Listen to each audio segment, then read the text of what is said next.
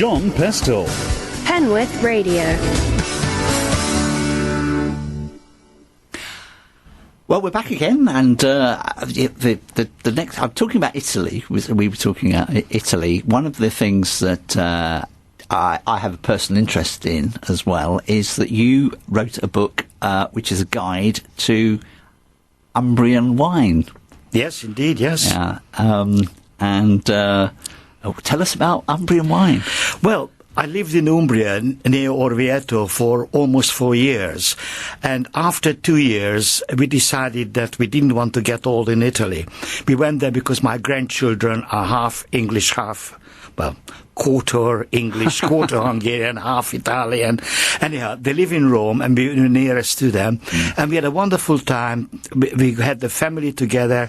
We had the best years of our grandchildren. Now they're grown up, they moved away. But Umbria is the next best thing to Tuscany. And it is being discovered bit by bit, but Tuscany has been discovered 50 years ago, and Umbria is coming into that. It's probably, I think it's one of those beautiful parts of Italy, but every part of Italy is the most beautiful part. It just happened to be my most beautiful part of Italy. And after we put the house on the market, we decided, well, look, we don't even know Umbria very well. Let's move around a bit. And I picked up a book in Assisi, 100 Things You Must See in Umbria. We went to see 98 of them. 2 of them were modern art galleries, which we gave a miss. I don't know why. My wife is a painter, and she's not painting modern art. And I'm not writing modern post-structuralist literature either. But anyhow, having done all the sites, I was still being bored, waiting for potential buyers, and I was drinking the juice of the region. I thought, might as well do a research on it. And I went trying to see 88 different wineries.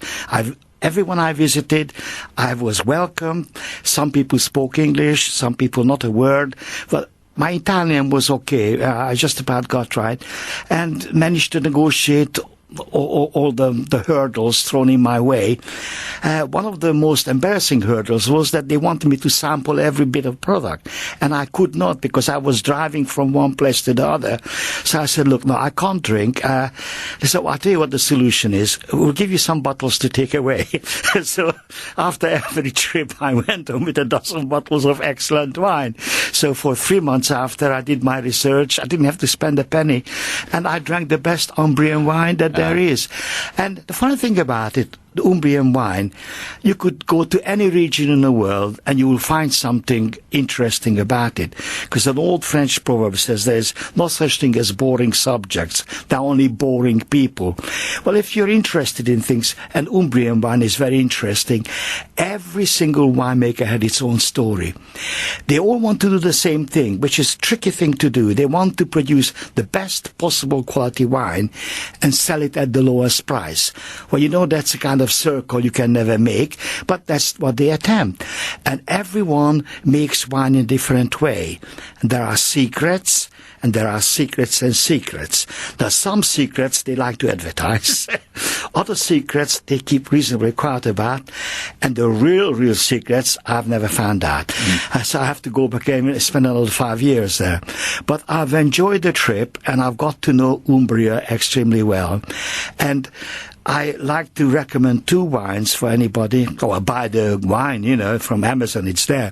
But the Orvieto Classico, which is a beautiful white wine, you can buy it in some supermarkets. Even Morrison has it sometimes. Perhaps I shouldn't have mentioned. So has Tesco, so has the Co-op.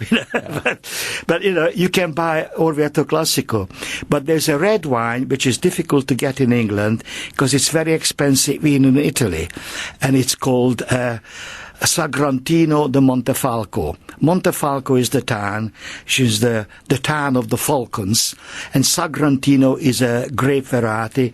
It's a nasty, horrible, little, very dark, black grape, difficult to grow, doesn't want to be grown, doesn't want to be harvested, but it makes the most fantastic wine.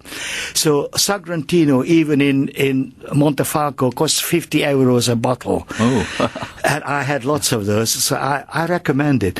But in my researches, I found that lots of people who invest in agricultural business, big multinational conglomerates, they are buying land within a Sagrantino area, and they go into investment because this is the next Bordeaux.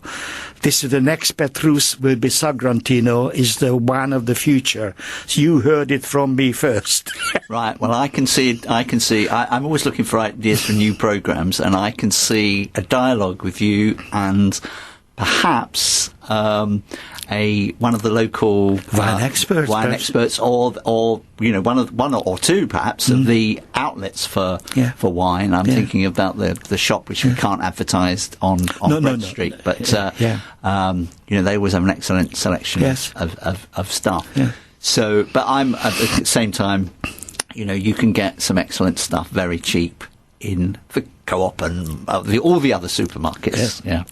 But if anybody's really desperate for Italian wines, there's a wine shop in South Kensington in London called Vini Italiani, which is Italian wines, and they import about 400 different kinds of Italian wines. Yeah. So they will be able to get you whatever you want to get from my wine guy. Marvellous. Oh, I've got the plug in. That's a plug. Yeah. When we're FM, that won't go very far. But as we're online, it's probably people in Umbria now are saying, "Hey, great news, great news."